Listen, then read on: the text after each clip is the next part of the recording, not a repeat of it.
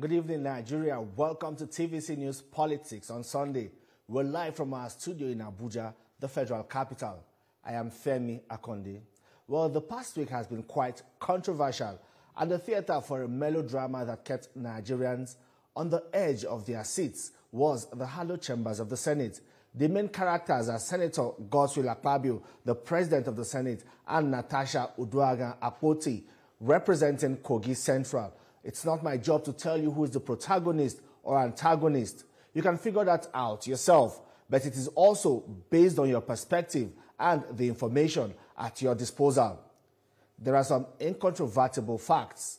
One is the refusal of Senator Natasha Akpoti to take up a newly assigned seat in the Senate and her disregard for Senate rules and procedures, which earned her the anger of her colleagues and eventual suspension, following recommendations from the Senate Committee on Ethics, Privileges and Public Petitions. There was also a new twist to the plot when Senator Akpoti presented a petition accusing the President of the Senate of sexually harassing her, even though the burden of proof now lies with the one who alleges. The matter is already in the court of public opinion, with many people approbating and reprobating. Well, today on the program, my guest is the Deputy Chief Whip of the Senate. He will help us cut through the noise and put into proper context some of the events that has generated public interest and controversy. Senator Peter Onyekachi Nwebonyi, welcome to the program, sir. Thank you, Femi, for having me. Yes. So, there are two issues here. One is the persistent misconduct and disregard for the Senate rules, and the other is the petition submitted by Senator Natasha Akpoti alleging sexual harassment. She was eventually suspended, and the Senate is saying that she was suspended because of the misconduct and disregard for Senate rules. But did the petition on sexual harassment play any role in all of this? Well, thank you so much for having me to clear the coast on this very important issue. Unfortunately, the public before now have been misled into believing her. But I'm here to tell the world and Nigerians the truth. One is that this matter is not between Senator Natasha and Godswill Akpabio. The public should know this. It's between Senator Natasha and the Nigerian Senate. Because the rules were not made by Senator Akpabio. The rules has been there. The Senate President is just the presiding officer, who is saddled with the responsibility of enforcing the rules of the organization, in this case, the Nigerian Senate. So let the public know this and correct it. The matter is between Senator Natasha and the Nigerian Senate. Okay, and she was suspended because of her persistent violation of our rules. And I can take you there. Order 6, Rule 1, empowers the Senate President to allocate seats to senators. Very clear. Now, Order 6, Rule 2, also says that no senator will speak outside the seat allocated to he or she. Senator Natasha was given a new seat following the defection of senators from the opposition to the ruling party, thereby creating vacuum at the middle of the sitting arrangement of the opposition parties. It therefore became necessary for the Sergeant-at-Arms through the office of the Chief Whip to rearrange this seat. And Senator Natasha was among the last senators that entered the 10th Senate court ruling. And as such, she was at the extreme end. Now, following this seat arrangement, she was even brought closer. She was brought to the second to the last row. But surprising to all of us, she refused to assume the new seat, maybe because of pile-up anger of a change of committee, because that is the hallmark of the whole issue. Everybody has been saying because of the change of committee. I'm telling you. Is this a fact? It's a fact. Senator Natasha, how do you know that? I'm coming. I will tell you why, and I have facts, verifiable ones. Senator Natasha before now was the chairman Senate Committee on Local Content, which she was comfortable with. But, in the Senate, from time to time, committee leadership is changed. And hers was affected because we have a body, Senate Services, that reviews the performance of senators in their committees. So if you are still not performing well in a particular committee, you can be shifted to another committee where we feel you can do well, just like in your department here. You have so many departments, you can be shifted from one department to the other.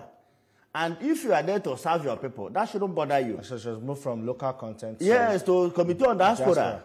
Okay, but this also paints a picture of senators or lawmakers' preference for certain committees considered to be juicy committees. I've told you the reason why, based on performance. So it's not only Senator Natasha it's not only her that is guilty of that. It's not only her. Senator Ningi was shifted from his committee. Senator Victor May was given a new committee. About 10 senators were affected by this chairmanship reshufflement. I can write the names and give you with their phone number. You can call them. But you know, the problem here is that Senator Natasha, I won't say she's not prepared to be a senator, but she failed to study these rules. She failed to study these rules. Senate is the highest lawmaking body in this country. Therefore, we don't just get up and do things. We do things in line with our rules and regulations, as enshrined in this order.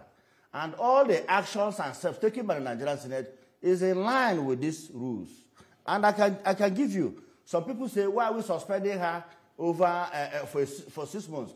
I can tell you, Order 66, Rule 4, 8 and 12 gives us powers to extend the suspension. Yes, you know, with this 6-month suspension, people have said, come on, it's like using a sledgehammer to kill a fly. Yeah, but and they also feel that it is the petition of sexual harassment that probably makes things escalate. No, let me help you, my brother. And Nigerians should know this very well.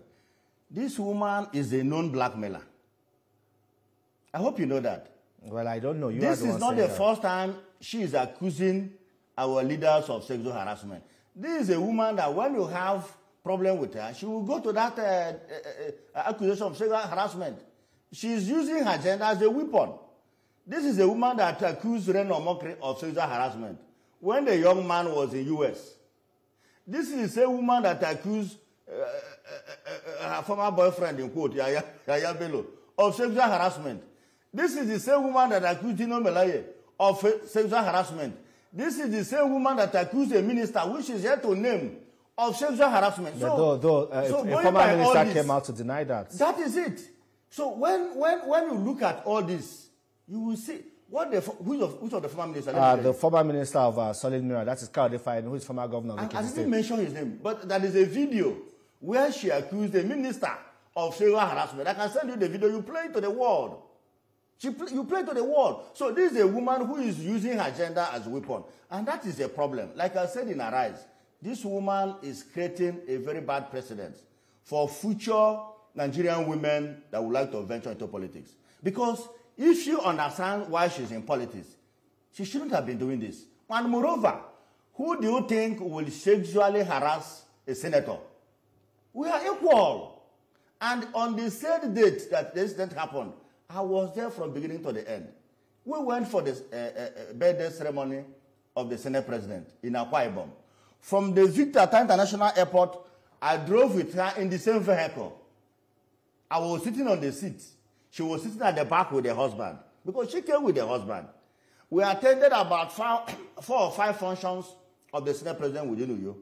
And at the end, we returned to Ikotekpene, the hometown of the Senate President. And when it was 12 midnight, we all gathered together in his parlor and sang a birthday song for the Senate President. I can show you the video. Senator Natasha was there with the husband. At the back, I was the closest person to the Senate President. I think I've seen some of those pictures. I can send it to you. So there was never a time Senate President had a private chat with her. There was never a time the Senate President told her, do you like my house? I will come here to chill. And let me ask you, is only an insane man that can say so in the presence of his own wife and in the presence of the husband of the person? Well, you know,